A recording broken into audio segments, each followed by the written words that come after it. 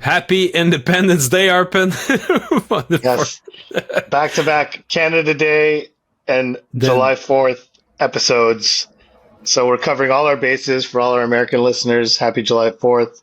Did we do something 4th of July, I should say. It's never said July 4th, yeah. Did we do something for Saint-Jean-Baptiste also? We must have. I mean, I feel like we're always recording podcasts. I don't know.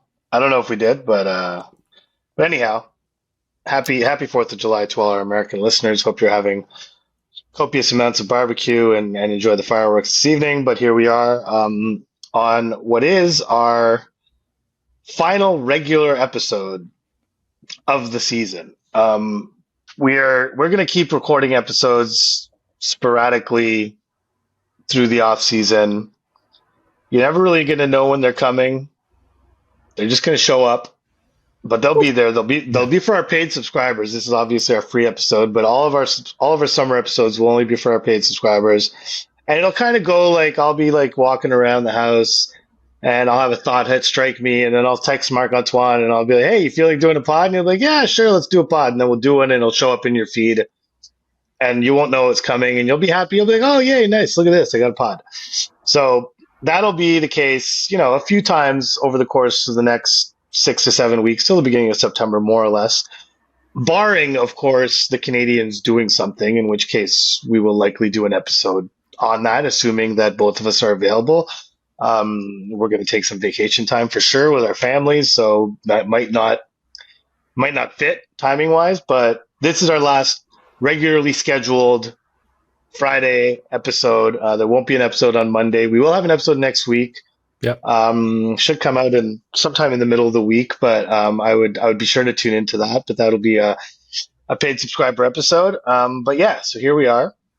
So in this final regular episode, considering everything that's happened, considering that there's going to be a slowdown, the 4th of July weekend, traditionally teams have a handshake agreement not to do anything. It's usually a time where everyone steps back, reassesses, and next week perhaps start engaging in trade talks a little bit, but things start to wind down. So the Canadiens are what they are for the meantime. So we thought we'd do a little look at the roster, a look at the lineup, and see what options are available to Martin St.Louis with the team as is, which is the words that Ken Hughes used, saying he is comfortable entering next season with the team as is. So let's look at the team as is. What's funny is that it's a more talented. It's clear that it's a more talented team than the one that they started the season with last year. Let's not forget that the Canadiens had a second line at the beginning of season comprised of Newhook, Doc, and Armia on the second line. Right. Yeah, because Laine was hurt, of course. That's it. And because we had hopes for Armia really showing everything that he can do and being the best version of himself. It was a bit too much to handle, but it showed also the limits of the options that the Canadiens had for that second line. Has it been addressed thoroughly? Maybe not, but I think that the acquisition of Zachary Bolduc brings something very interesting. Let's assume for the time being that the first line will stay intact. I think that there's no reason to split those three guys, unless there's a significant need somewhere else on the roster that would force Martin St-Louis to split up those three guys. But I think that his intention is to keep them together as long as possible. And they've been... Well, until they prove they shouldn't be. That's it. They've proven that they're an effective line, the three of them. Sometimes, individually... Slavkovsky, it came and went by bits, but overall the line has been super effective. So it's become a certainty for them. But beyond that, it's ironic that Ivan Demidov, with a total of 7 games in the NHL, 2 in the regular season and 5 in the playoffs, is the only lock for the second line, right? So you could argue that Kirby Dach is. and whether it's at center or on the wing. But if it was to if the roster is to remain that, he'll be in center. And then Zachary Bolduc, to me, even though he might not be ready for that just yet in his career, he might have that upside, but we don't know if it's going to be too much to ask right away to put him on the second line. I think that he provides Martin St. Louis with an opportunity, A, to add a scoring touch, B, a puck retriever, forechecking presence on that line, a cadence of play that would be very helpful for Kirby Dach, and it would make sure also that Laine and Dach don't play together, which for me is one of the big takeaways of last season. So we can discuss where we would see Laine afterwards, but to me, the arrival of Bolduc really provides an interesting option so that Laine and Dach won't play together. Yeah. Yes. That's certainly everything that you just said about Bolduc would also apply to Alex Newhook, in the sense that he can be the puck retriever, he can be the element of speed. So if they're hesitant to give Bolduc too much too soon, that's another option. That's another option to play. But then again, you have Alex Newhook and Kirby Dach together, which before Laine came back wasn't all that impressive. We did see, we had a good sample of Alex Newhook and Kirby Dach playing together, and it wasn't great. So I get that.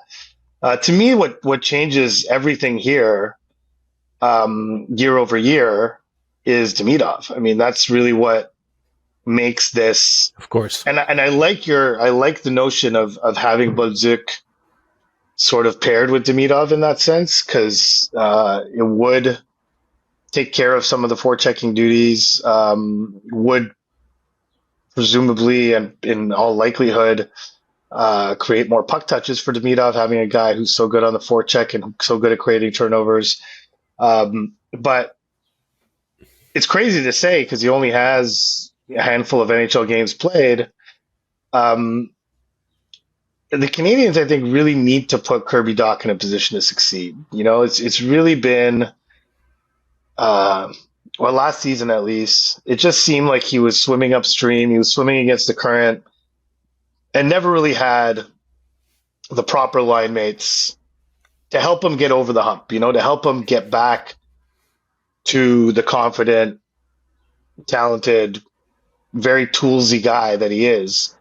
He never got there mentally. He was never able to feel fully confident in himself, and he has to wear some of that as well, for sure. And we'll see. We both saw him on the ice at development camp, which we'll get to in a bit. Development camp, not Kirby Dach skating on the ice, but it is the construction of this line. You have two guys that you need to take care of, right?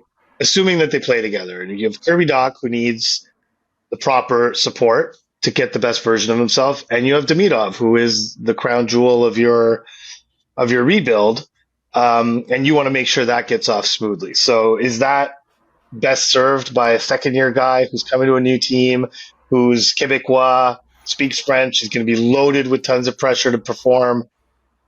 Or is it best served by the guy who also has something to prove, but has also been shown to be an imperfect fit with Dach, but which could change with the added element of Demidov on that line? I debate between the two. Can I submit another name? Sure. Josh Anderson. To me, Josh Anderson is, it worked well last year with Gallagher. You could argue, well, if it ain't broken, don't fix it. I understand that. And we know that he should never see the ice with Caulfield and Suzuki. We know that this doesn't work. But I'm not talking about Suzuki and Caulfield here. I'm talking about Dach and Demidov. Different set of players. It's probably something, I think that his package could, who knows, I think it could be interesting to try and see if it could mesh well, especially with Dach, with probably some sort of emulation that could work here, where you could have both the speed and the power that he can provide that could help lift Doc. I think that Anderson has really, really improved his defensive responsibilities since he's come to Montreal. His back pressure is miles, improved compared to the first couple of seasons in Montreal. He's become a very defensively responsible guy. And I think that even though he doesn't have the best scoring touch, I think that he would help making sure that the puck would be in the other end. And if the puck is in the other end, then Demidov can create and make sure that it stays there. And Doc has got puck protection skills. He can help the puck staying in the zone too. It's all about the transition and getting there.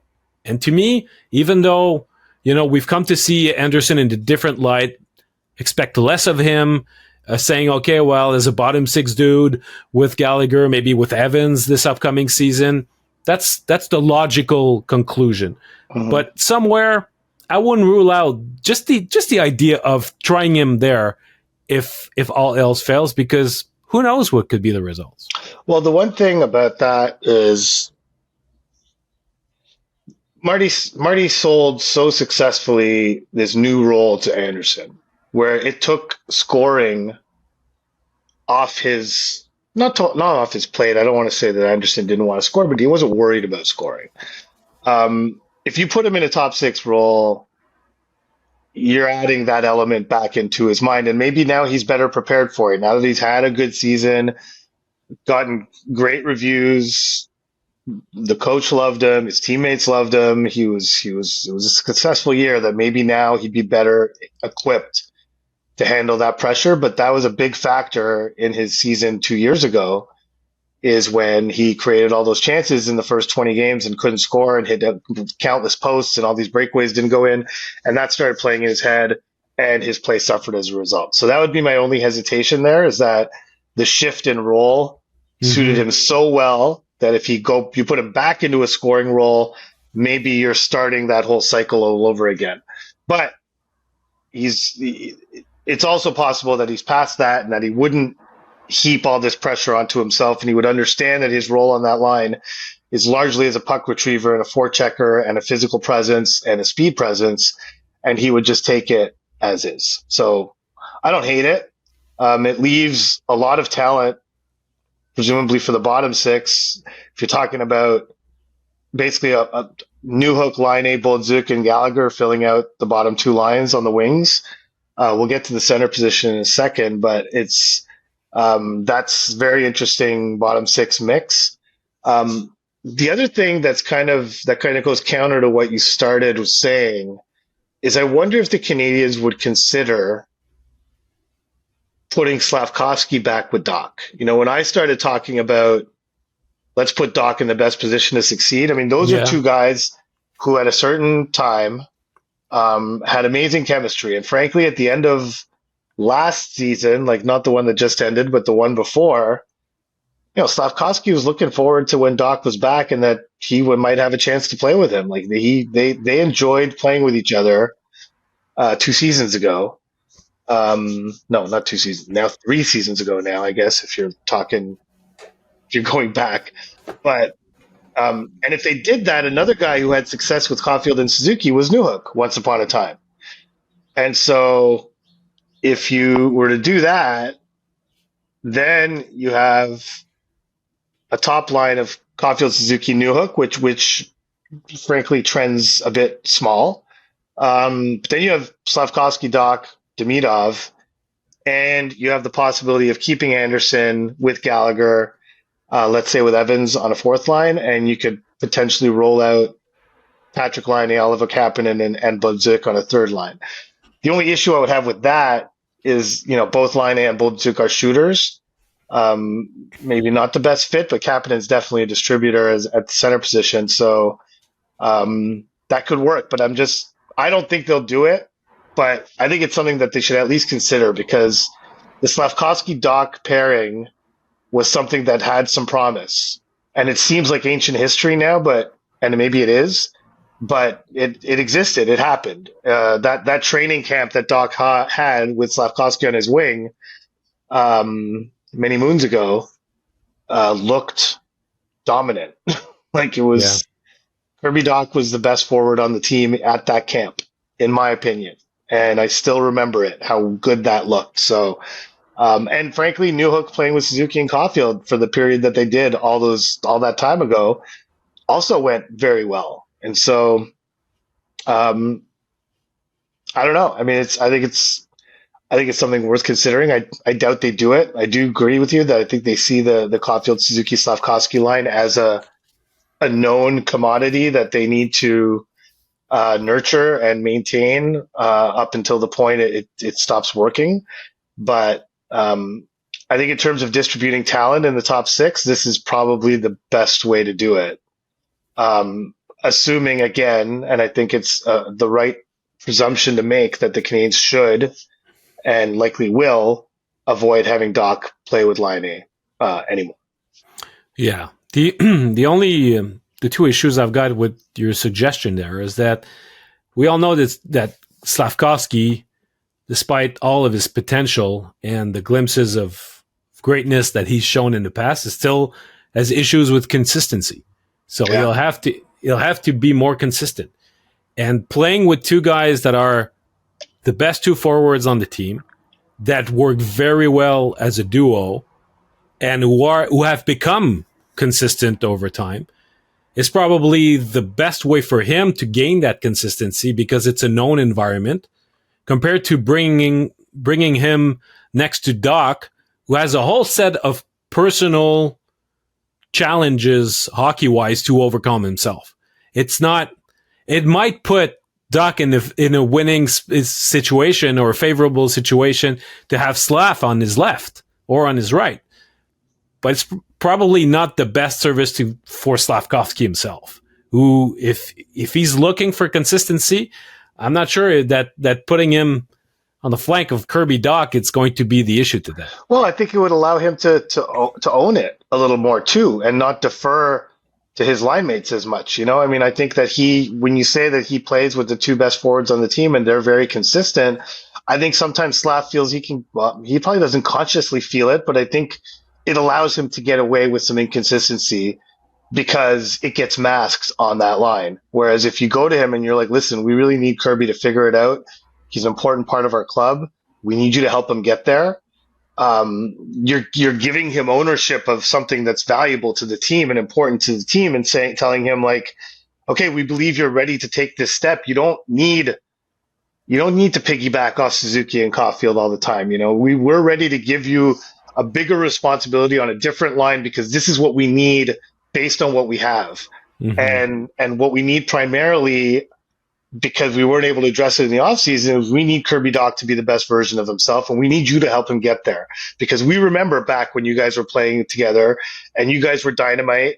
You've changed a lot since then. He's changed a lot since then. But we need you to help us get him there. And I think Slavkovsky would take well to that. You know, he knows he's third fiddle on that line. He knows it. He knows he's the third best player on that line. He knows he's the third most important guy on that line, even though he really is vital to the success of that line, even if he doesn't put up the same number of points and whatever, but that role is important.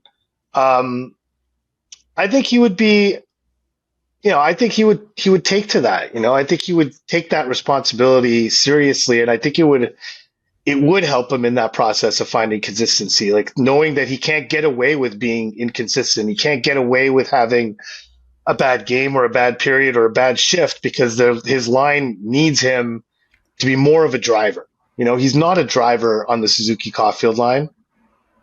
If you went to him and said, we need you to help drive this line, I think he would like that, frankly. Yeah. Like I could see him liking that. And the other thing, that's a good point. The other thing is, you mentioned maybe Newhook completing Suzuki and Caulfield. Mm-hmm. Well, Kent Hughes was on the record saying that it was very likely that Newhook would play center this upcoming season, right? Yes. So one thing, correct me if I'm wrong, but when you said that the experiment between Doc and Newhook on the same line was not super conclusive, it was always Doc that was at center, right? What if they try Newhook at center and Doc on the wing on the same line? I mean, they took turns. They took face off. They took strong side draws. Yeah. Yeah. You like to say that they were taking turns at losing faceoffs. They were taking turns at losing faceoffs. Yeah, but they had faceoffs. They lost faceoffs on their strong side, each of them. So yeah. But Doc was the center on that line, and maybe Newhook could be that center. I mean, I think when Kent said that, what he meant was that Doc and Newhook would most likely be centers. But the guy that changes that, and it makes for an imperfect lineup again, is Kapanen, right? And Kapanen, if you went Suzuki, Doc, Kapanen, Evans down the middle, you'd have four right shot centermen. Not ideal, obviously, but whatever. And this is where I think your point is valid, is that if you put Newhook on the Suzuki Caulfield line, you're basically taking him away as a face-off guy from Doc or Kapanen, whoever you play him with, right? But they're both going to struggle in the face-off circle. So to have a guy who can take the weak side draw, not only take some of that pressure off them, but actually add some versatility to the second or third line for Martin St. Louis about who's going to go out and take a draw on the left side. I mean, that's, we have a question in the mailbag of faceoff, so we're not going to get too far into it. But Martin St. Louis and most NHL coaches look at getting guys on their strong side on the draw to be a very, very important part of how they deploy their lines. And so that's fair in the sense that even if Newhook doesn't play center, but let's say he does, because Kent said in all likelihood he will, you are taking some of that versatility away from Martin St. Louis, or some of that flexibility in his lineup, by putting Newhook with Suzuki and Caulfield, because you are eliminating quite literally the only left shot on the team who can take a face-off. So that makes for a very imperfect lineup. It's not it is a very imperfect lineup, and I think everyone in Canadiens management knows it. I'm sure Martin St. Louis knows it, because he's probably gone through this exercise many, many, many times, and is coming up with the same obstacles as we are right now. And so there's not an obvious fit. But the one I like the most so far is probably your idea of trying Anderson with Doc and Demidov. I like that. I think that's an interesting thing. And I don't think the point I raised, I guess the devil's advocate point that I raised about Anderson and his role, and will he get too caught up in scoring again? He's a mature player now. He's gone through a lot. I don't think that would be as big of a factor now as it was 2 years ago, when he really viewed himself as an offensive power forward. I don't think he views himself in that way anymore. Not to say that he thinks he's less valuable. On the contrary, I think he thinks he's just as valuable as he did before. It's just in a different way. So I think that would be – so I think for now, why don't we just do that? And let's say we have a top six of Caulfield, Suzuki, Slavkovsky, Anderson, Doc, Demidov as the top six. So that leaves Alex Newhook, Patrick Laine, Jake Evans, Brendan Gallagher, Zach Bodzik, Sammy Blais, perhaps, in the mix. And then you have Kapanen, and I guess to some extent you have Owen Beck, and maybe a youngster from, maybe a Joshua Roy makes the team, maybe a Jared Davidson makes the team, although I doubt it. No point to add names. That's it. And Owen Beck, and maybe Owen Beck makes the team. I think they want to send Owen Beck back to the AHL. Yeah. I do not see a world in which Jared Davidson wins a job out of camp with Montreal.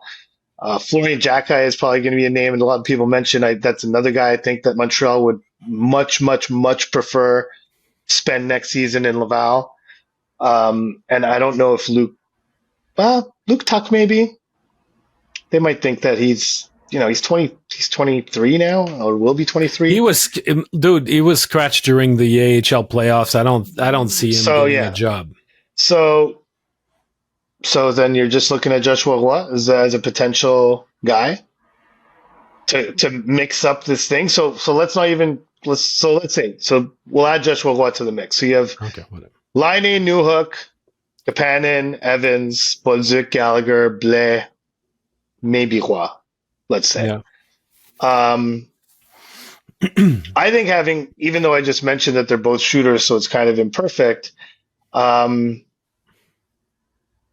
Line Kapanen Bolzik or Line Newhook Bolzik.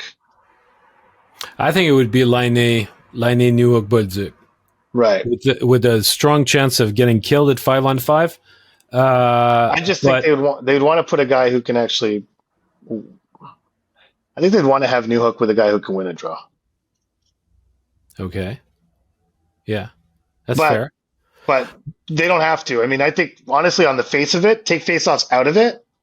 Like I like that. I think that line could work. It's possible because you have two speedy puck retriever forecheck guys in Newhook and Budzik, and I think they could learn to play really well off of each other in terms of F1, F2, and like just have this second wave of forechecking that would be really hard to deal with, and then Laine would be somewhere else, but he would be around, kind of waiting to pounce on turnovers and waiting to get fed the puck by these two guys who are so good at getting it back.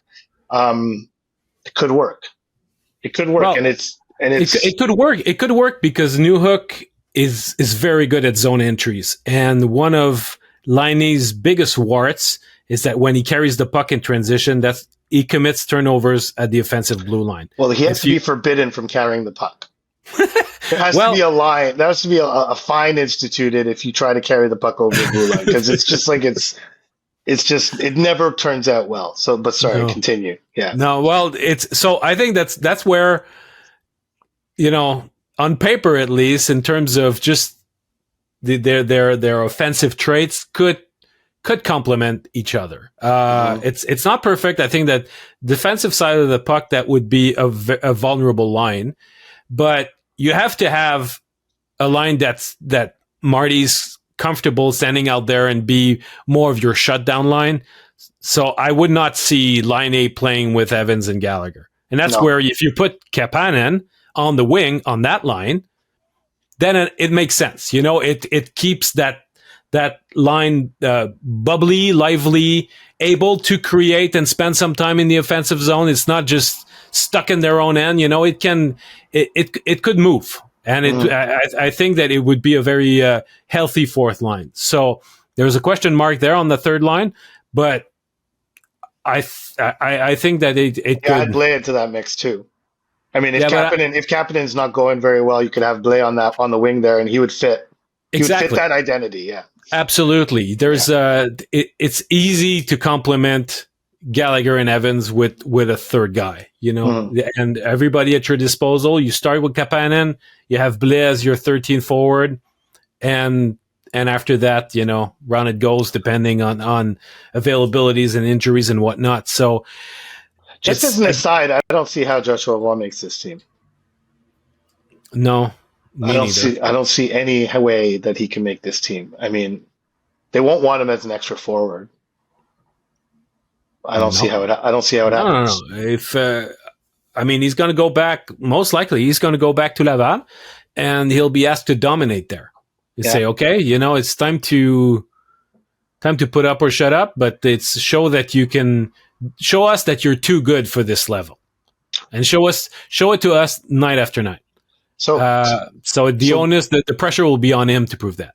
Yes. So the one thing about this now, if we take Blais out of the picture, because let's assume he's an extra forward, but maybe he won't be. And Blais, if I'm correct, is a left shot. Am I wrong?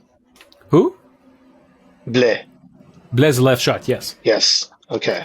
So I'll punch in Sammy Blais on Hockey Reference, which is what he's known as. And so, to me, this group of 13 forwards that we've been discussing, 5 of them shoot from the left. And we're putting 2 of them on one line, which I suppose is fine. But if Blais is out of the lineup, you have a fourth line of all righties, which is not the end of the world. It's not a catastrophe. But generally, this is something Marty doesn't like to do. He's done it. I pointed it out to him once. I forget who. I guess it was. I think maybe it was I forget who was playing. It might have been with Anderson, Gallagher played with Evans for a few games, if that's possible. So it was all Yeah, of righties. course. Yeah.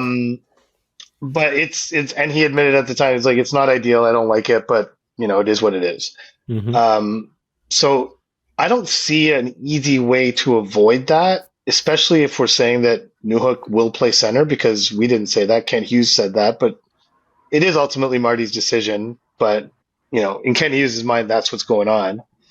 And I think putting Bolduc would actually fit on that line with Evans and Gallagher. It just would seem like a bit of a waste having him on the fourth line, and getting all these D-zone starts and really not optimizing his offensive potential, which we might already be doing by putting him on a third line, because, the spot we gave Anderson on the second line could, as you mentioned off the top, could very easily go to him, and I think eventually will go to him at some point. Mm-hmm. But yeah, so that's my only quibble, other than the fact that your middle six centers aren't going to win draws, and so those are the two quibbles that you have. Is that you don't, you're probably going to start. You're probably going to have your middle six lines starting on the fly more often than not, which is fine. There's nothing wrong with that, but it just makes it a little bit more complicated for Marty to manage on the bench.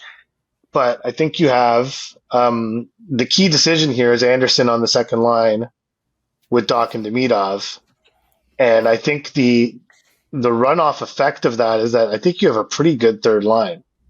Like Line, Newhook, Bolduc as a third line. You could do worse than that. Like, that's not bad for many reasons. Yeah. No, but Newhook is the best defensive guy on that line. Bolduc's getting there. He didn't. He's improving, but it's not. Yeah, but he hasn't been his forte. No, but Montgomery started trusting him more and more as the season went along. He saw improvement in that area.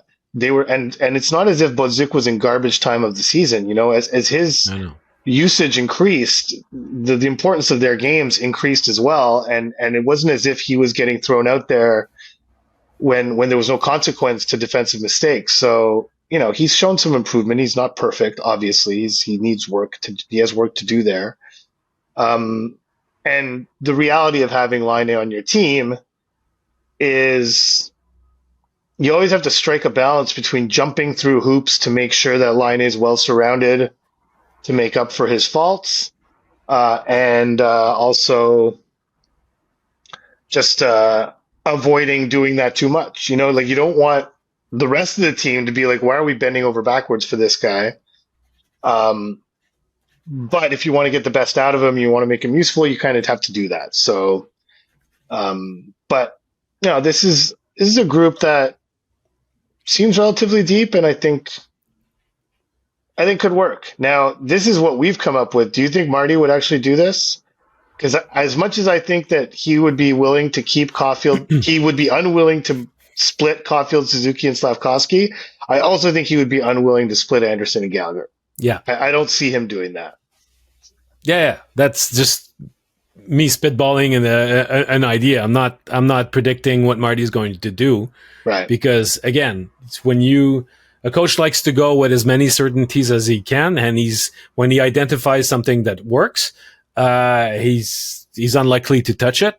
And I think that even though the Anderson and Gallagher spend the bulk of the season with Dvorak, they're going to work just as well with Evans. It's not too dissimilar. Again, other than being three righties, yeah. Three righties, that's it. But stylistically speaking, in terms of responsibilities, how can the chemistry that they can have, the three of them together, I'm not worried at all. I'm sure that Marty is not either.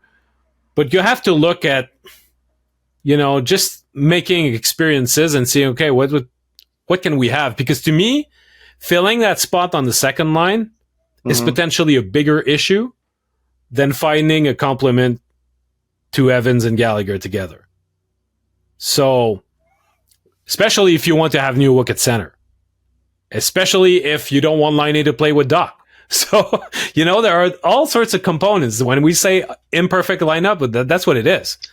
And that's why. Because if you look at it, like I kind of have it in front of me. So if you put Anderson with Evans and Gallagher, it that means you're putting Kapanen with Doc and Demidov in that spot, or you're putting Balzuc with Doc and Demidov in that spot. So you get Laine, Newhook, and Kapanen on the third line. That would become that. That's what that would become. That's putting Balzuc in a top six role. Yeah. Right off the bat, with all the I guess conditions attached to that I mentioned earlier. So yeah, that's what that would look like. And honestly, I prefer both of our versions. Like I prefer Anderson on that second line spot, and I would prefer to this, and I would prefer Slafkovsky in that second line spot to this, than what I'm seeing right here. Like I have like I'm on the Puckpedia kind of roster thing, and I'm looking at it, and it's not as good, but it is the most likely combination to go Caulfield, Suzuki, Slav, X for now, but Kapanen on my screen, Doc, Demidov, Laine, Newhook, Balzuc, Anderson, Evans, Gallagher, and then Blaise, the extra forward. The other thing that happens if you do that, the other thing that happens if you do this, you would have Kapanen with Doc and Demidov? Unless you put Balzuc there. So okay, let's put Balzuc there. And then it's a yeah. In terms of NHL experience, it's crazy inexperienced for a second line. It is. Well, either way, it is with Balzuc or Kapanen, but with Balzuc, there's more experience, sure. So you go Caulfield, Suzuki, Slafkovsky, Balzuc, Doc, Demidov, Laine, Newhook, Kapanen, Anderson, Evans, Gallagher. Now, the one factor that really changes things, if you have a fourth line of Anderson, Evans, and Gallagher, it becomes really hard for Sammy Blais to get in the lineup. Yeah. It becomes really tough. Unless he, because, it just, I don't see him replacing one of those guys on the fourth line. So. No, but injuries will. Of course, injuries will happen, So you need to have you need to start with 12 guys that you're comfortable using in a certain spot and say, I can start with this, and whoever is left out, well, circumstances will bring him in. And if the group stays healthy the whole year, hey, good. You'll have one unhappy player. Michael Pizzetta was unhappy at times last year, but the group was healthy, and the Canadiens reaped the benefits of that. So, but do you think that there's any chance that Marty chooses to put Laine back with Doc? I mean, Marty kept putting Anderson with Suzuki when no one understood why he kept doing that. So, sure, I guess there's a chance. I think there's a chance. I think maybe he could convince himself that having Demidov and the dynamic skills that he has and the way he can attract attention would benefit Doc and Laine, and would just be a total X factor on that line. And so everything we saw last year from the Doc Laine combination doesn't apply because they didn't have Demidov on there. Like I could see him convincing himself that that's the way to do it, because I just. Well, for Doc's sake, I hope he doesn't. It doesn't. I think that you want to avoid. Kirby Dach remains so important to what the Canadiens are trying to do.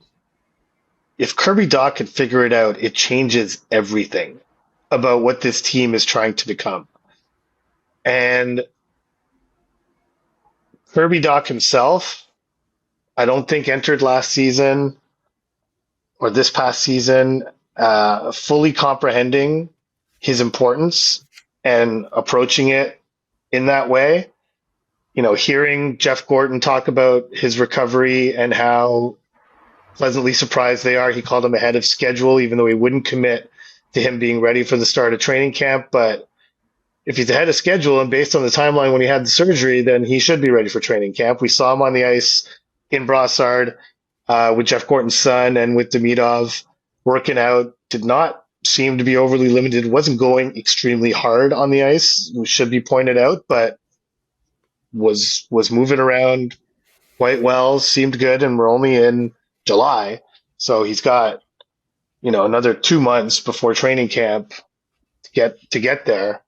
But the conditioning has got to be the conditioning and the skating are the two things that Gordon and Hughes mentioned that have to be really on top when he hits training camp. He's got to have a good camp. And so I think they need to put him in a position to succeed. I think it really has to be a priority of the coaching staff to come up with combinations that put him in the best position to succeed. And putting him back with Laine is not that, in my opinion. They might see it differently, and maybe they'd go for it again just because based on sheer talent, Laine belongs higher up the lineup.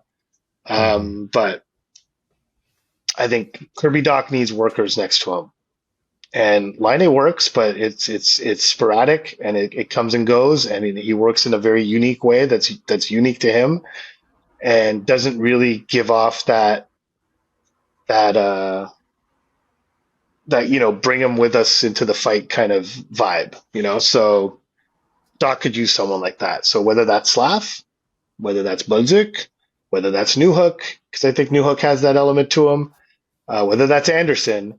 That's the profile you need, in my opinion. I think we share this opinion next to Dach to get the best out of him. So I'd be mildly surprised if they try it again, but I wouldn't put it past them because I would have said the same thing 2 years ago about them trying Anderson with Suzuki again. And they tried it at least 3 different times since I thought that. So you never know. But I think we should move on to the blue line now because because it really is the more interesting. Maybe not more interesting, but it is interesting in terms of decisions to be made and who to play with who. Yeah. And so the forward group, there's some tweaks to be made, sure, but there are real decisions to be made on defense because the one thing they know is you have Noah Dobson playing on the top pair on the right side. You have Alex Carrier playing on the right side somewhere. And then that's it. Caden Gooley, who does he play with? Does Lane Hudson play on the right? Does David Reinbacher make the team? Do you put Mike Matheson with Noah Dobson, even though they probably have this somewhat similar mistake-prone tendencies? There's a lot to sort out there that I'm not sure where to start other than to say that Noah Dobson is going to be the right defenseman on the top pair. And in an ideal world, Alex Carrier would be the right defenseman on the third pair. And then what do you do from that point? Okay, if the assumption is that it's status quo and nobody gets moved, then those are your guys. I don't see Matheson and Dobson playing together. No, I think that there's I think Matheson would see favorably of being paired with Lane Hudson. I think that he would have plenty of minutes, potentially more points. I think those would be gratifying 5-on-5 minutes. And then you can have Gooley with Dobson. I really like Gooley Hudson together. Yes, that's the ideal thing, yes. Yeah, Gooley Hudson, if you could have it like that, that'd be great. But it's just, in my view, it's a risky proposition to have Matheson and Dobson together. So that's how I would reorganize it. Having Carrier as a third right-handed defenseman is a luxury. It's excellent. It will enable, it's funny because you have a top 4 now with 4 guys who can play tons of minutes. And at the same time, the third pair would inherit with Carrier of a guy who can bring more minutes to the third pairing than the other options from before. So that's great. And then would it be Jacky or Struble on the left side? I don't know. I see, I don't know. But considering it would be probably the biggest battle in camp. That and it would Kapanen make the team, I guess. Yeah. But apart from that, I mean, I see Reinbacher going back to Laval since the Dobson acquisition, barring a Matheson trade. But if it's status quo on defense from as of today, yeah, I think that he would go back to Laval. Okay, and I don't disagree with that out of camp. And what you said, it would be the biggest battle in camp, I don't disagree, but whatever happens coming out of camp is not going to be set in stone, right? So that's going to be that's going to be a battle throughout the season. Struble Yeah. for that third left shot D spot. And so let's say they send Reinbacher back to Laval. He dominates for a month to 6 weeks of just dominant play in Laval. And they're like, this is ridiculous. He's wasting his time. He needs to come up. So 6 weeks into the season, you've taken in information. So basically what we're proposing, and I would agree, is you would have a defense of Gooley, Dobson, Matheson, Hudson, Struble / Xhekaj, Carrier. So if Reinbacher comes back, that moves Hudson to the left side. And now it gets really complicated. This is what I meant, is that now you're ostensibly perhaps pushing Matheson to a third pair, perhaps putting Hudson on a third pair. Like it gets tricky. Struble and Xhekaj are not playing in this scenario. Like you look at the D and you look at this scenario, which I think is a very realistic scenario where you send Reinbacher back after training camp. He's amazing. And you bring him back up and that's it. His AHL time is done. He's on the team. You go forward. And you look at all the moves that they didn't make this season. They would be highly motivated to get Reinbacher into the role that he will eventually play on this team to get him acclimated to the NHL sooner. So, but again, if you do that, it's complicated. And so which makes me feel like, you know, a Matheson trade might still be in the offing this summer at some point this offseason, that because this scenario where you're looking at, and I don't even know how you would look at it. Like you have Gooley, Dobson, Hudson, Reinbacher. You can go back, like and then Matheson, Carrier under the scenario where Reinbacher comes up, and that seems imperfect too. You don't want. I mean, I think Hudson and Reinbacher, obviously, we've long looked at those two guys as future partners. You know, their first development camp, they played together almost exclusively, or the first rookie camp or development camp, whichever it was. They spent the whole camp together, but that's not ideal. I don't know. How do you?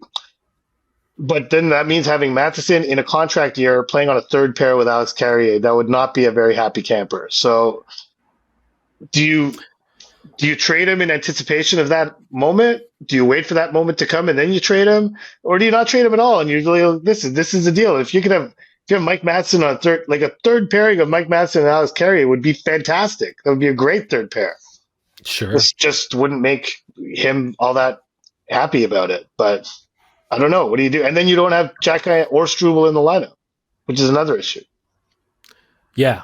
I think that first off, I mean, if Reinbacher is stellar in the American League, as good as he could be in the American League, I'm not sure that his play in the American League should force the Canadiens to tweak their duos at the NHL level if they're currently working.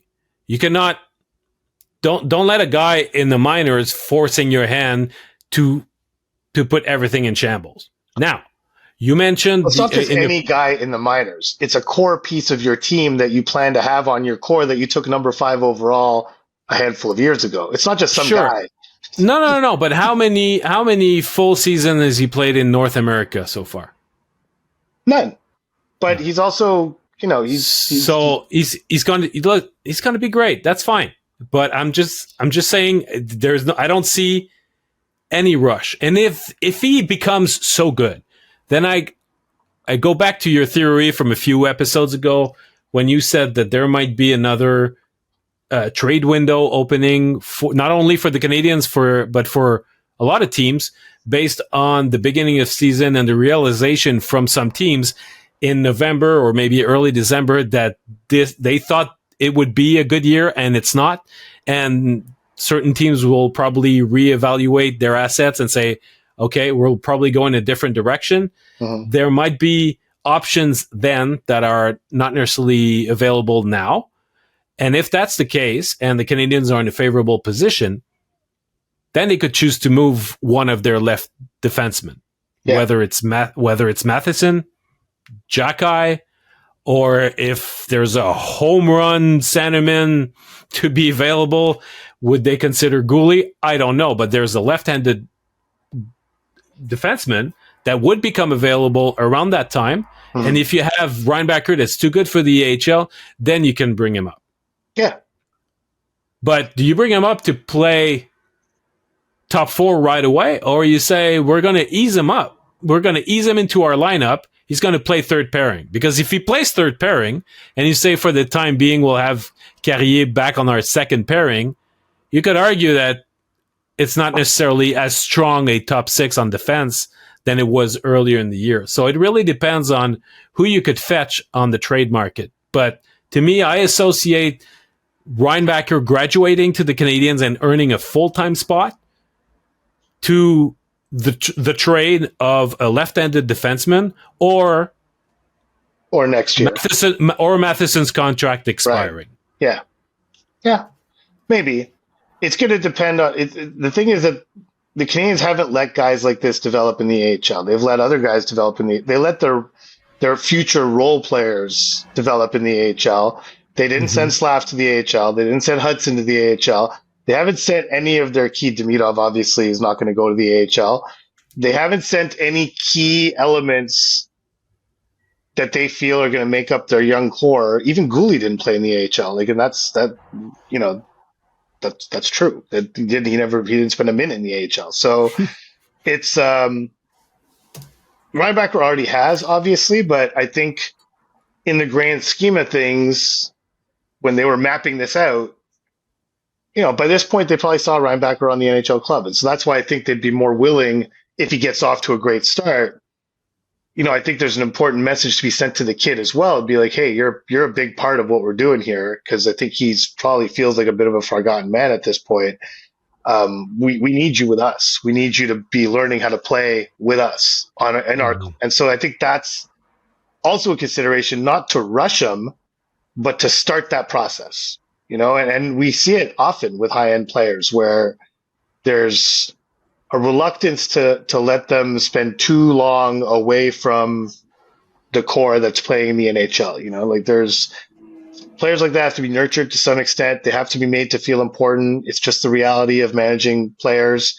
So that's another element here. But I agree with you that it's far more difficult to put together pairings with Reinbacher on the team than it is without him. It's a lot more complicated. And so, but the beauty of Reinbacher being on the team is that Lane Hudson also gets to move to his natural left side, which I think is something that they would also like to happen, even though Hudson's extremely comfortable playing the right. By the end of the season, said he felt more comfortable on the right than he did on the left. For the long term, having a top four of Gouli, Hudson, Dobson, Reinbacher is what this team will probably look like when they're good. And they probably... That's going to be a good top four. It will be. It already is right now. It already is as it stands, right? But it's going to have a different look if Matheson is one day replaced by Reinbacher. There's no doubt about it.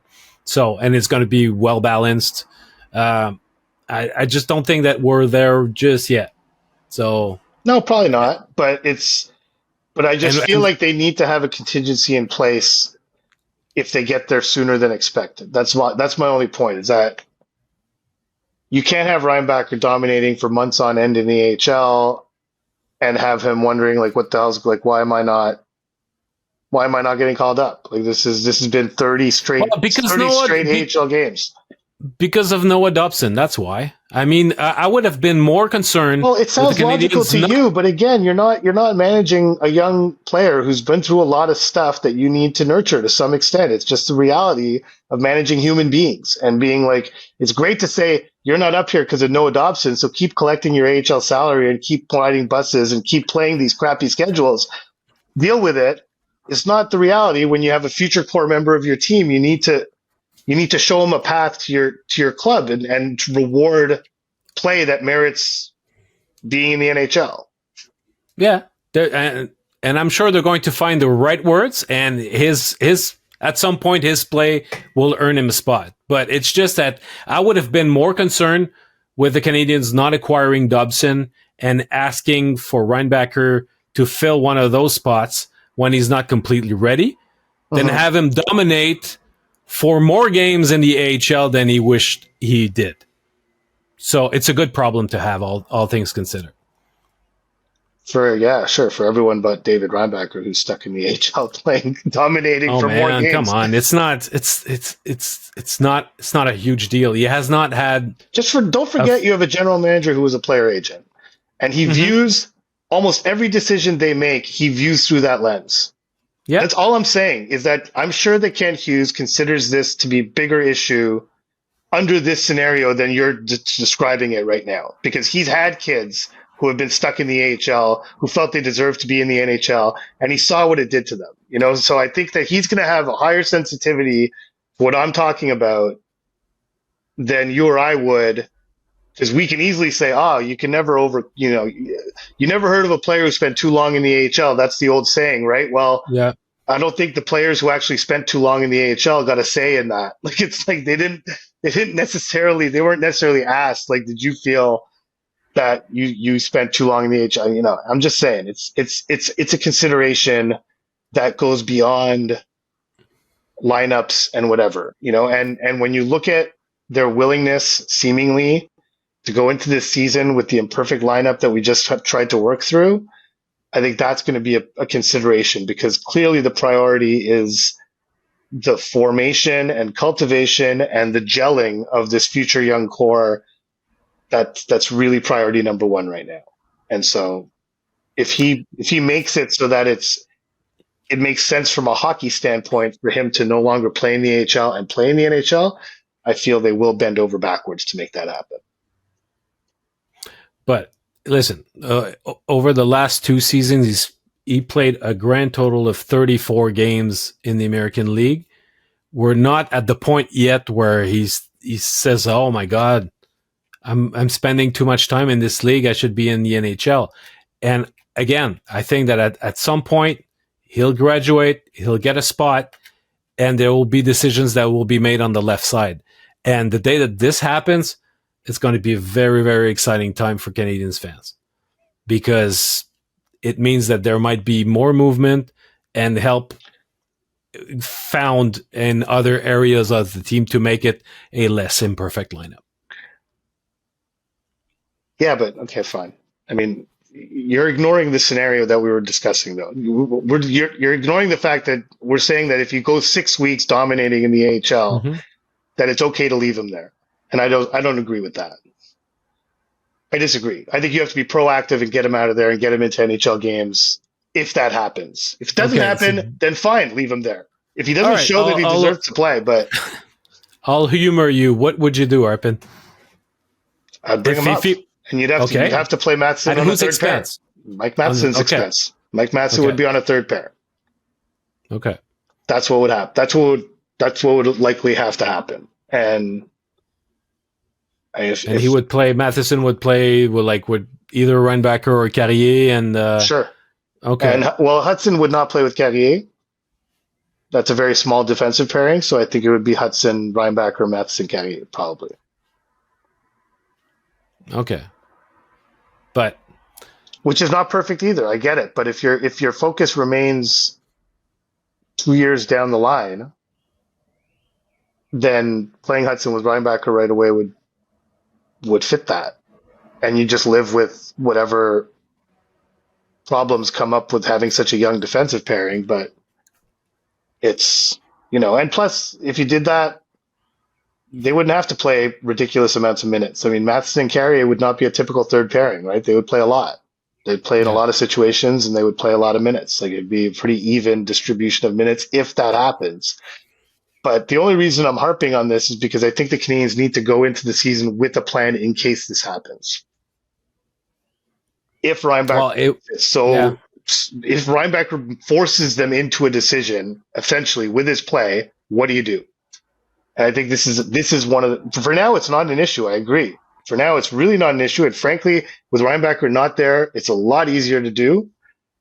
But if he makes it so that he's basically forcing you to call him up, then what do you do then?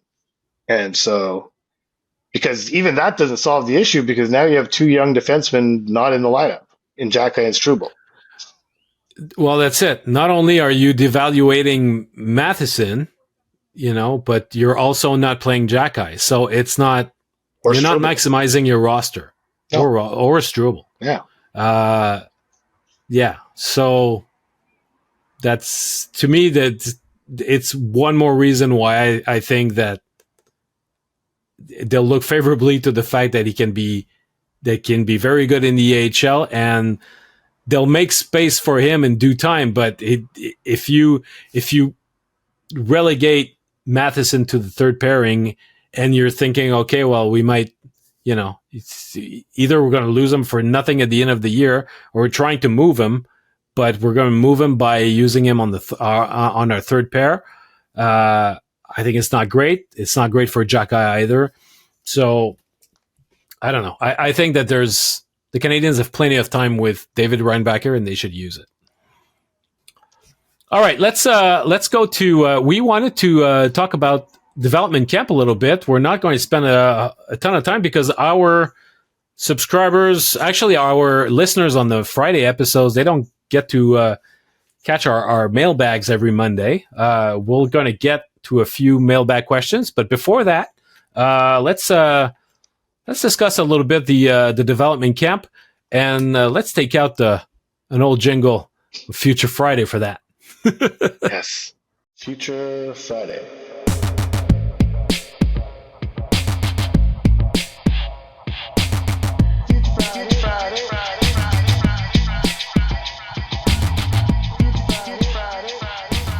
So, we're back. Love the jingle. Missed it during the playoffs. So, yeah, a lot of future at development camp this week, but really a different vibe in terms of the group of players there. Obviously, people are excited to see Michael Hage. Otherwise, there was no real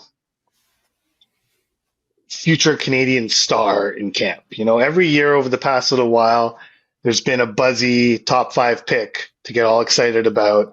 Although Demidov wasn't at development camp last year, of course, but there was Hudson at development camp last year, even though he played those 2 games. Reinbacher's been a regular development camp. Obviously Slavkovsky, the first year of this administration, was at development camp the first time. There was always someone that created a ton of buzz, fan interest. This year, I don't know if you agree, but the vibe I got from development camp was, here's the future depth of the Canadiens. This is the future. Here are the future role players of the Canadiens. Like, much of the core has more or less been assembled in Montreal, and Hage could maybe join that core eventually. But he's, I don't think, that close to playing in the NHL. He might sign at the end of his season at Michigan. Depending on the Canadian circumstances, if they're kind of out of the race, then maybe he gets some games in. If they're in the race, I don't see a path to him playing games at the end of the season. But, you look at the group that's assembled, and it looks like guys trying to fill out roles. When Anderson and Gallagher and all these guys are gone that are filling roles now, you have guys there, and the most interesting guy to me is Tyler Thorpe, who went from being undrafted one year to being a 5th round pick the next, to being signed to an NHL contract at the end of the very next season. That's a pretty remarkable path that's similar to, frankly, both Xhekaj brothers. And, but a guy that I could see filling a 4th line checking role with a tiny bit of offensive upside if he can get his feet going. But there's tons of guys like that. The one revelation of this development camp was Rob Ramage and Frankie Bouillon both saying that they would have signed Luke Mittelstadt after his junior year at Minnesota for a 7th round pick. That caught me off guard. But again, that's a guy that would be a defenseman who's a role defenseman, a guy who kind of fills out a bottom line. And so, yeah, to me, development camp over the first 3 years of this administration was driven by the stars. And this year it was kind of driven by trying to figure out which of these guys, what kind of role can which guy fill 3, 4, 5 years down the line for this group. Yeah, I think that we probably would have had a different feel if the Canadiens had not traded their 2 first-round picks for Noah Dobson, for sure. Because it would have been 2 significant prospects at that camp. And if Zarowski had made it this year, obviously he had visa issues, then all of a sudden, if you count Zarowski, those 2 hypothetical prospects, and Michael Hage. But even he's a long-term like he's got 2 years left on his contract in Russia. Like he is, he's a long-term project, Zarowski, For sure. Oh, but that's the case for a lot of those guys at development camp. That's what I'm talking. That's what I'm saying. Yeah. It's a more long-term. These are all more long-term guys than immediate guys. There's no guy coming. There's no Hudson, there's no guy who shows up at development camp, then goes to rookie camp, then goes to training camp, and then all of a sudden he's on the team and he plays his rookie season. Like that's a change to me from the last few years. But I feel, I wonder to which extent Hudson was not an exception, because usually you don't have many guys that are, that have started their pro career, that have got their contract in their back pocket and are there. They're hoping to get one. They're heading back to juniors, heading back to college, but not necessarily. You don't have Laval Rocket guys there, No, but you had in 1 year you had Slavkovsky there. The next year you had Reinbacher there.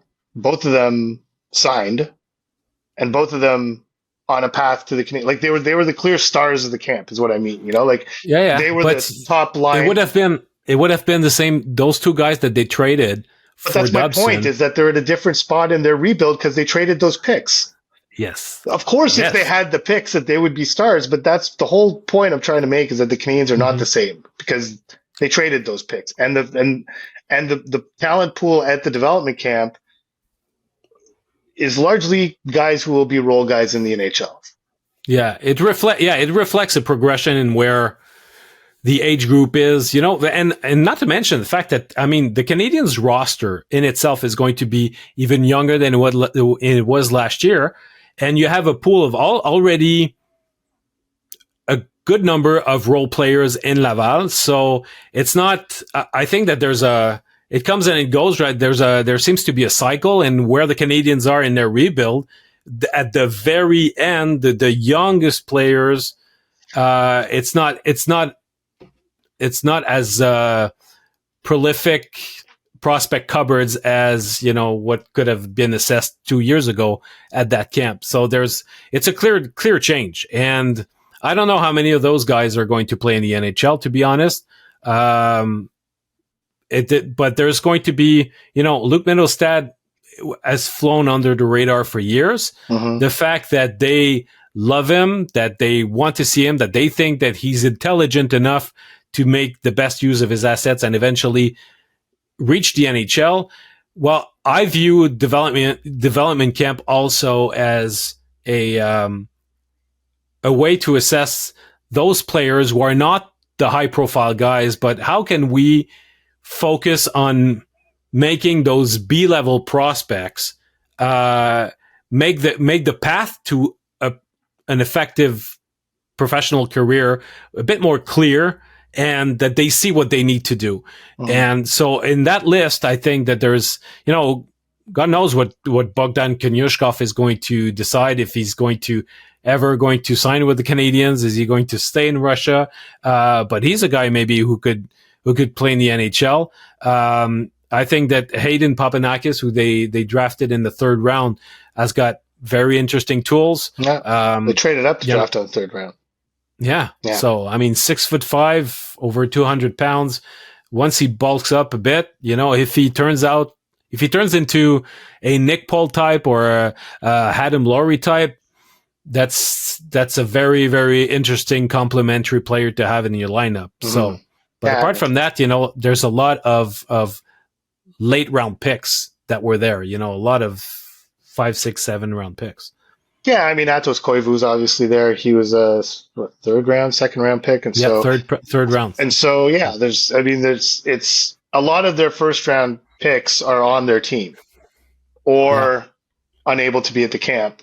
And so, yeah, so it seems to signal to me their whole process has to change to some extent. And I did ask kind of Nick Bobrov about this after the draft was, do you have to like, I really feel like his staff, the amateur staff, Marty Lapointe's staff and Rob Ramage's staff, they need to get more specific in the types of guys they're looking for based on what they project the bigger club to need further down the line. Like, it's not going to be enough to just draft talented guys willy-nilly, like, oh, he's really good, let's get him.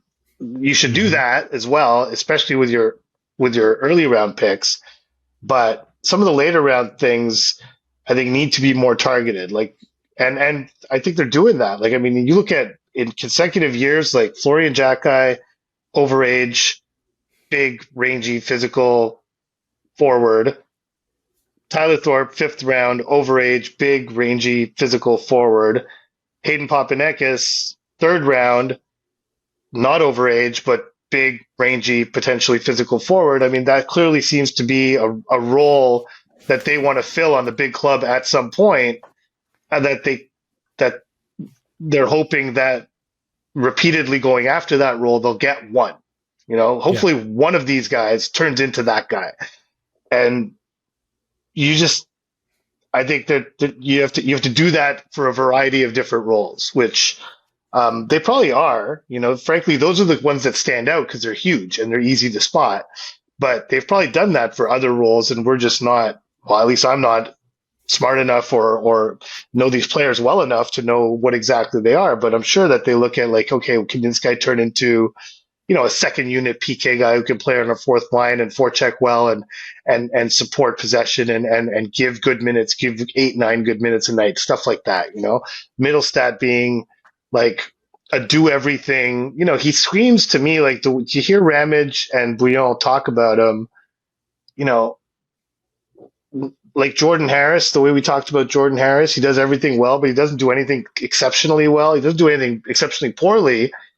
Just does everything kind of good. And look where, now he's on his 3rd team, and it's hard for those guys to get a footing in the NHL, but you can become, in the case of Middlestat, like if he has like a really strong AHL career, plays some NHL games, or becomes like a reliable 3rd pairing, just smart guy, if he basically becomes Frankie Bouillon to some extent, if he becomes that, then that's a win as a 7th round pick. You play your 4 years in college, and that's amazing. That'd be a great result for him.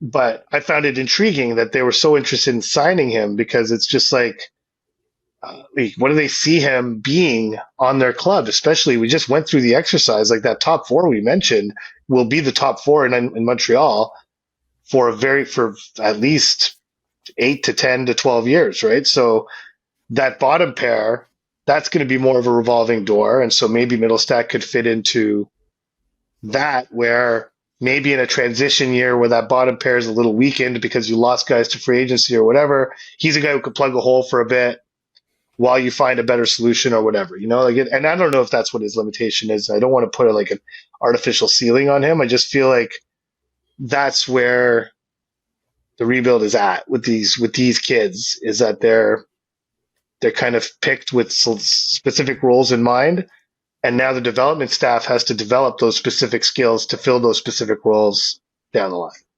Yeah.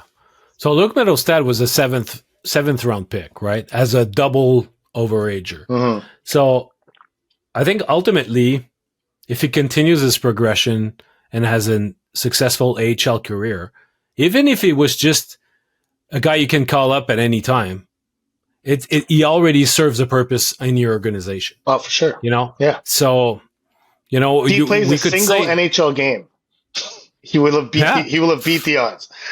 Absolutely, as a 7th round pick, you bet.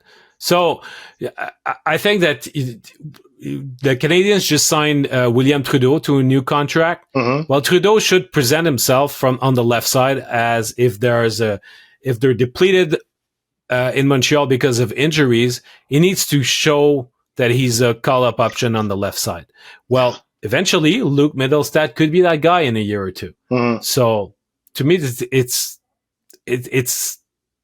depth. It's not because you think, oh, he's deserving of a contract, then you have to pencil him in the lineup right away. But at least the guy is showing that he can be an option, that he can serve a role somewhere in your organization. So you're right in saying that a lot of those guys that we saw at development camp will be more like role players if they ever make it.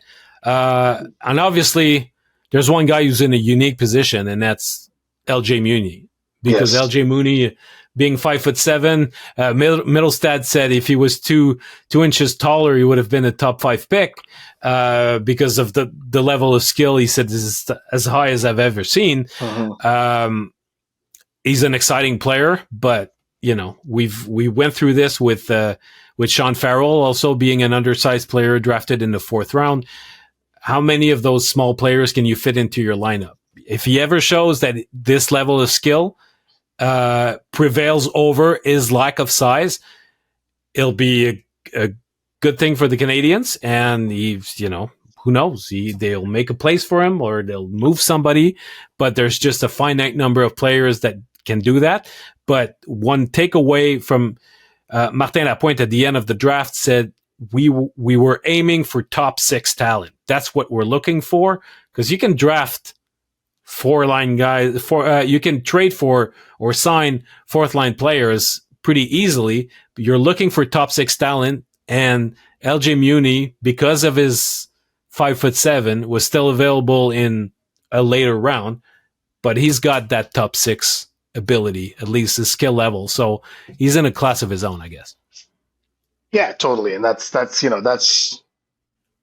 to take advantage of a market inefficiency too. I mean, it's a smaller guy gets that deep. You mentioned Konushkov briefly. I think it's worth talking about him because we've been talking about him forever, and this is the first time we actually got to see him live. When you mentioned like who knows what he's going to do when his contract's up, I think he's wondering who knows what's going to happen after his contract's up. We had a chance to not to talk to him, but talk to him through the goaltender, Arseny Radkov, the 3rd round pick this year, who's an interesting story unto himself, going to play for Blainville Boisbriand this year in the Q, and then heading to UMass next year. But has been learning English since he was 10 and this was courtesy of Victor Finley, who speaks fluent Russian somehow. Heard this, the play-by-play guy on TSN 690 who told me that he's been learning English since 10 because he's always dreamed of having an education in North America and having hockey be the vehicle to get there. So he was kind of translating with Konushkov, and Konushkov, I asked him about meeting with the Canadiens when they went to see Demidov, and he's like, yeah, it was nice to finally meet them, but I don't think they came for me, which is, kind of indicative of how he felt maybe that, that they weren't all that concerned about him or whatever. But he said, when I said, he does have 1 year left on his contract, when he was asked what the plans are after, he said, I don't know, I just want to focus on this season. But then he said, if I play good, then maybe I can come here. So it's not like a guy saying like, oh, I don't want to go over there. The Canadiens don't care about me and whatever. I want to stay in Russia. No. He's wondering what the Canadiens think of him. He's like, what do they think of me? Do they think I'm good enough to play over here? And he's hoping to prove that because he had a tough year. He didn't, he was captain of his team, like at a super young age, playing for Igor Larionov. This year was kind of up and down, but he said it was nice to finish it with a VHL championship, which is sort of the Russian equivalent of the AHL. So he was able to do that, but now wants to have a good year in the KHL all year. And he's hoping, seemingly, it's hard to know for sure, but he did mention that if I play good, then maybe I can come here. So it wasn't like if I play good and the Canadiens convinced me that I should come here, then maybe I will. The way he worded it, or the way Radkov at least worded it, made it sound like, if I prove myself enough this season, then maybe they'll believe in me enough to bring me over. And Rob Ramage mentioned how the Canadiens would eagerly want that he would come to North America once his contract is up in Russia, because they honestly haven't gotten to see him a whole lot since drafting him. So they'd be very interested in that. Yeah, well, for a lot of those Russian kids, it was their first taste with the Montreal Canadiens organization because they were not at development camp last year. Mm-hmm. And, since Nick Barbarov has arrived in the organization, he drafted a lot of Russian kids. So, and you look, whether it's Kanyushkov or Yevgeny Volokin in net. There's also a development camp, by the way, which is worth noting. Yes. Yeah. So, or Makar Kanin, who really stood out during that scrimmage. Very good. And even in the drills the day before, honestly, like he stood out in both days to me. Yeah. Which I'm not gonna lie, I had never thought of Makar Kanin. I'd never given it any thought. I've never given him any thought, with all due respect to him.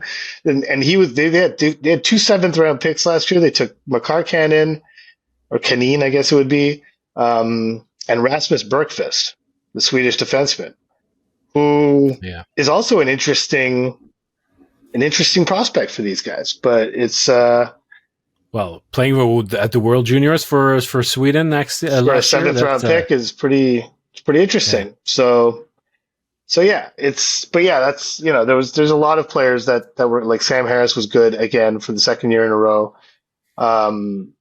Kanyushkov was fine. I don't know. He was okay, but well, they said he's not playing a flashy type of hockey, just like Luke Mittelstadt. So I think that it's hard also to draw big conclusions out of an intra-squad game such as this one, like a scrimmage. Yeah.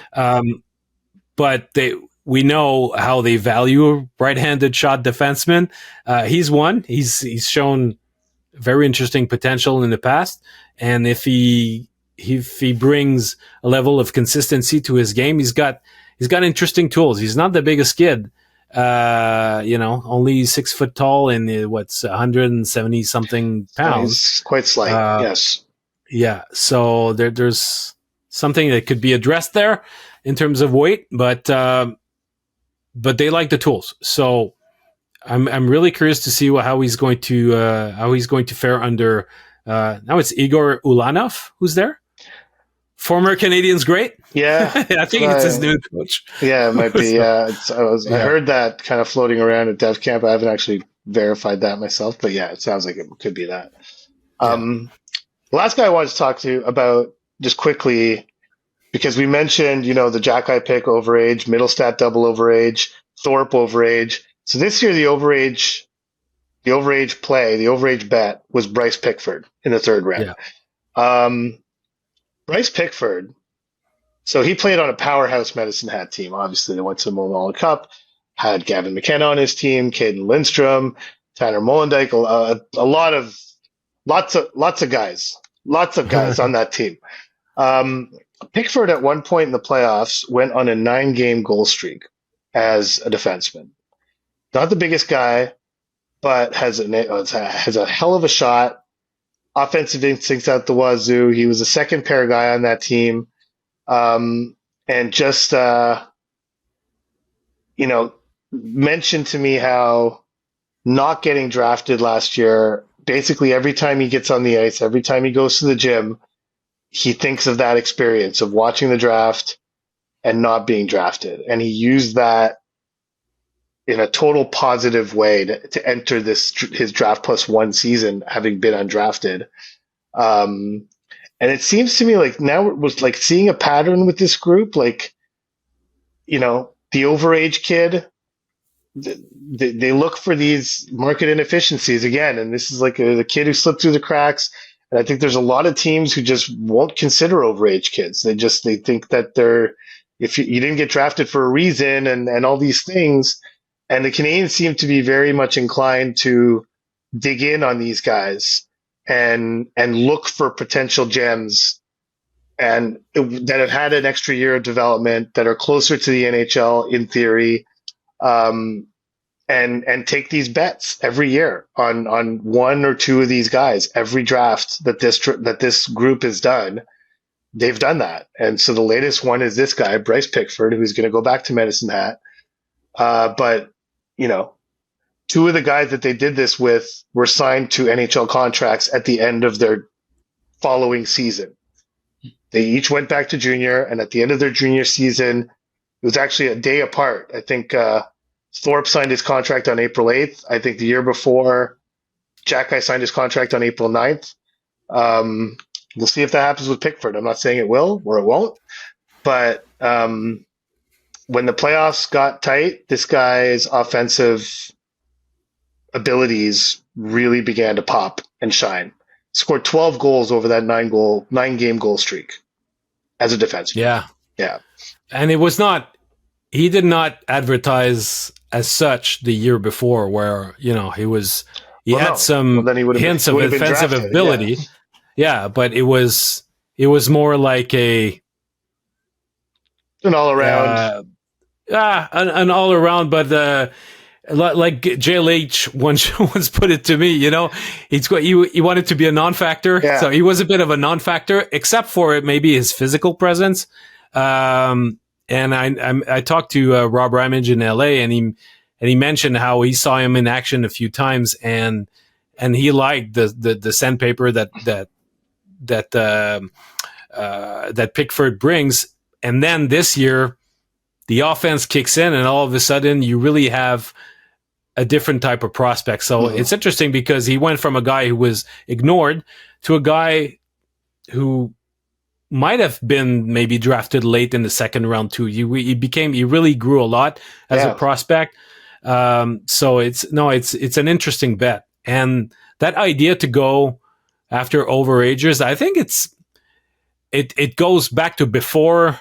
I think with the Canadiens under the previous administration, I think it started around with Raphael Harvey-Pinard, and then from that point on, it seems as though every year there's Simoneau an overager, guys like that. Who was Simoneau an overager? Yes, I think he was. Yeah, that's it. Yes, he was the following year. But this group, those were always 7th round picks. This group uses relatively valuable picks on these guys. This is a 3rd round pick on Pickford. It was 5th on Thorpe, which is, verging on kind of garbage time of the draft. And a 4th on Jacky. And when they took Florian Jacky, a lot of the discourse among the prospect experts are why are you using a 4th round pick on Florian Jacky? You could have had him in the 6th or 7th round. Well, you're seeing why now. And it's so when these guys, it's all that to say is that when these guys take an overager, my spidey sense kind of goes off and be like, okay, what's up with this guy? Because they seem to now it's pretty rare that you see a team use a mid-round pick on an overage player back-to-back years, and both those players wind up with NHL contracts, boom, just like that. And it's it's verging on a pattern with this group. So let's see what it bodes well for Bryce Pickford. I told him that. I was like, you're in a good line of people here. The people who preceded you.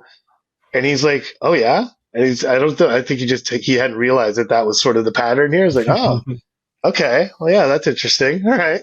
Let's see what happens. But anyhow. Yeah. You sort of prefer the odds at this point of the overage picks rather than the draft year guys, the 17, 18 guys. Yeah, exactly. So yeah, it's, we'll see. We'll see what happens. All right, time for a quick mailbag at this point. We do a mailbag every Monday, Let's go to the mailbag. Mailbag. They reach out and they write to us. All right, so we're back with our mailbag. Thank you so much to our subscribers for sending us your questions through our Substack chat. We've got Remy, who's it's a bit more a comment than a question, but it was a statement. Yes, it was a manifesto, I think, on the Substack chat more than anything else. But yeah. So he says, I think too much emphasis is put on the face-off stat. The average number of face-off per game was 55 for the Canadiens last year. Suzuki averaged 16 face-offs per game. Evans, 14 face-offs per game. So that leaves about 12 face-offs per game each for Dach and Kapanen, or Newhook, or whoever. Dach was 40.3% on face-off last year. Out of those 12 face-offs a game, he wins 4.83 of them. A center X with a 50% face-off win percentage would win 6 of those face-offs. That's a difference of 1.17 face-offs per game. Seriously, that one face-off difference per game might have a real impact in 2 games during a season? That's a lot of noise for one face-off. So, Remy, the reason why we chose this is because I was firmly in your camp for the longest time. And this came with sort of the rise of the analytics community in hockey. And this is exactly the exercise you went through. Like, what are we talking about? Why are we saying a guy who wins 47.2% of his faceoffs is terrible and a guy who wins 51.8 is amazing when out of 100 faceoffs, you're talking about a difference of 3.5 faceoffs?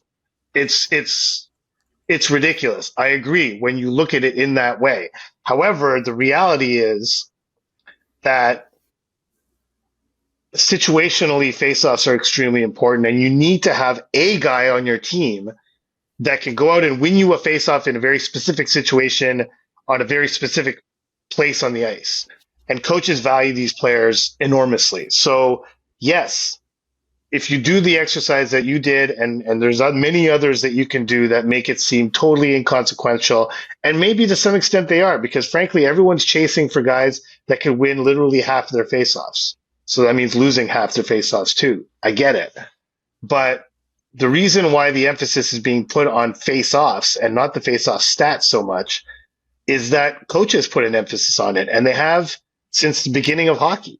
And it's just a reality. And so when a GM provides a team where you don't have a guy who can win you a draw on the left side at least half the time, the coach is going to be like, what do you want me to do for left side faceoffs? And I'm sure that's a question that's already been asked of Ken Hughes and Jeff Gordon by Martin St.Louis. Like, what do you expect me to do here? Go find a solution to this problem. And so that's why we have emphasized it, because it's important. It's definitely probably more trivial than it's made out to be, but it's also more important than just looking at the numbers and doing the calculation that you did would suggest it is, because your calculations are all fine and they're great. And I've done the same thing. Trust me, for years, I was all on board on this. Why is a 46% faceoff guy being discredited as this terrible faceoff guy? It's because there's a reason for it. And if you dig into the reason, then you start to understand how coaches think and how GMs have to understand what coaches need in building their team. Yeah, well, Christian Dvorak was sent systematically either to start overtime, or he was sent in the defensive zone at the beginning of a shift where basically he was there. It was, we would call it FOGO, face off, get off, right? He did a lot of that. Yeah. And it's just a tool at the disposal of your team.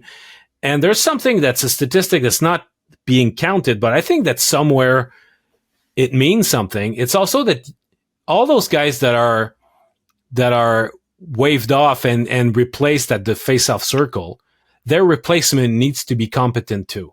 Mm-hmm. And do you have a guy who's being, what's the term for that? What's the expression to be kicked out of the face-off circle? Kicked out of the circle. Yeah. So I think this is something to take into consideration. And those percentages that Remy put out, I think if we were to clean that statistic by getting rid of all the neutral zone statistics, I think we would get to numbers that are more significant. Because when you talk about situational, I think that PK, a PK face-off in your own end, a power play face-off in the offensive zone, and everything that's basically in both zones are important, and everything that's neutral zone, yeah, you might lose a face-off there, but it's not consequential urgently to what's the next play. So if you've got guys who are quite good in the neutral zone, but for some reason it inflates their statistics, but situationally they're not as good, you have to be able to identify that. And in reverse, if you've got a guy who's very effective in his own end, but for some reason he's not in the neutral zone, don't let that bad number mask the fact that he could help you in the defensive zone. So there's a lot of cleaning up to be done there. But after years of statistics or analytics people saying faceoffs are overrated, they're back in full force. Well, I think the other part of what you said, like if you take the neutral zone out of it, as soon as you take the neutral zone out of it, you have an advantage for the offensive player, right? The player taking the face-off in the offensive zone gets to put his stick down second, or gets to the player in the defensive zone. Sorry, has to put his stick down first.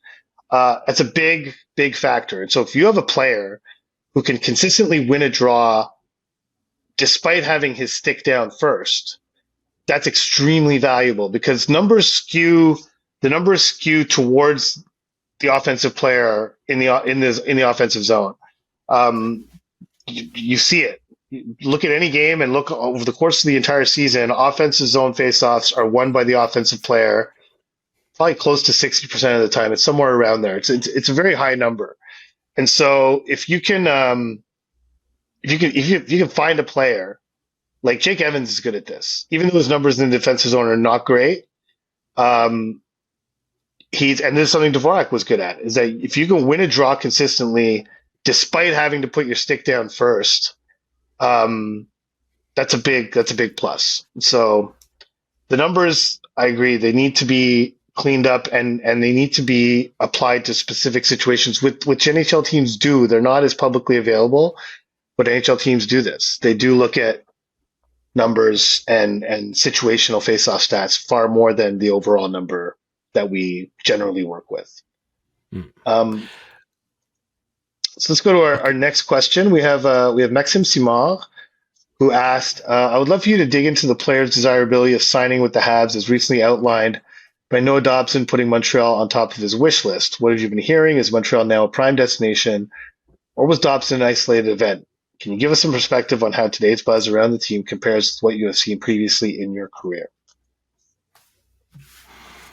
I have a very simple answer to that question, and then I'm going to let you answer it. But yeah, I suspect I'll have the same answer. Well, the very simple answer is that it's going to be it's a one-off, or it's not a trend until the Canadiens start to win, right? And so if the Canadiens, Dobson saw Montreal as a team that could potentially win and that was on the rise, and that he felt gave him a window to win over the course of this contract. But until they start proving that to more players, we're not going to see that all that much more often. So I think the impetus is on the Canadiens to go out, win, show they can win on a consistent and sustainable way. And then you're going to start seeing more and more players say, oh, I wouldn't mind playing there.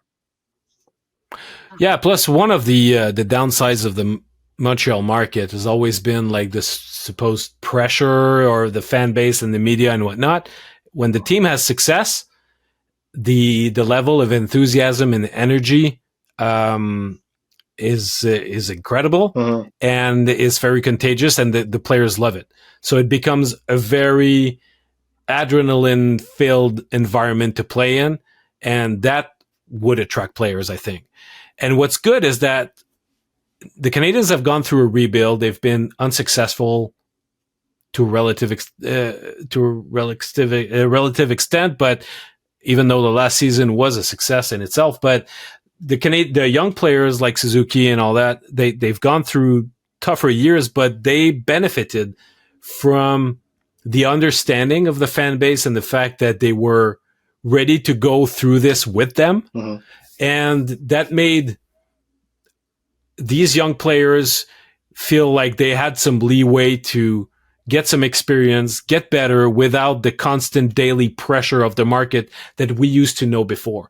So now that this team is getting better, that group that's currently in the locker room in Montreal, their experience of the Montreal market is not as demanding or as it's not tainted. It's not tainted by expectations of success, I think.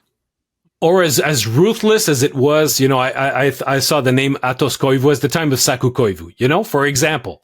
So for these players, it's like, okay, no, you know what? It's fine. We've got our fans behind us. The media understands what we're trying to do here, and we're only getting better. So if that's the message that's coming out of the room right now as it is a borderline playoff team trending in the good direction. You had a player like Dobson says, I recognize what's going on there. I want to be a part of this.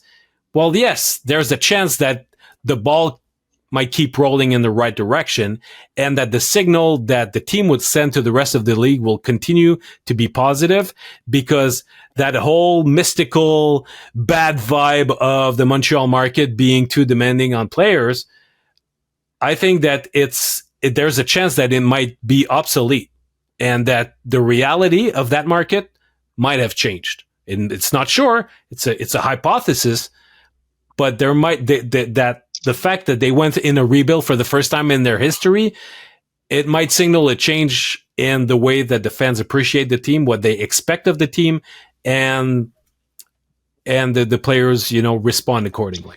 Yeah, I don't know about that. I think as soon as this team is expected to win, if they don't, it's going to go right back.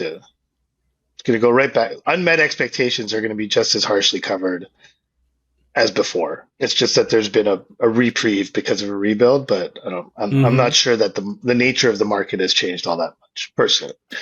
Let's go to Franco. We're going to finish it up with Franco's question. Like Arpin mentioned last podcast, with the current lineup, Montreal will potentially have a really good PP2 that won't utilize Suzuki. That being said, with the two open positions on the penalty kill, would it be possible that we see Suzuki play regular minutes on the PK again, or would Montreal prefer to lower his usage? Last year, his average was 20.04, which was actually his lowest TOI average in the last 4 years. Yeah, I think it's an option, but I'm sure that, we went through the exercise of the different lines that they could try to build, and some of them will be more exposed from a defensive aspect. And the Suzuki line has become extremely reliable 5-on-5.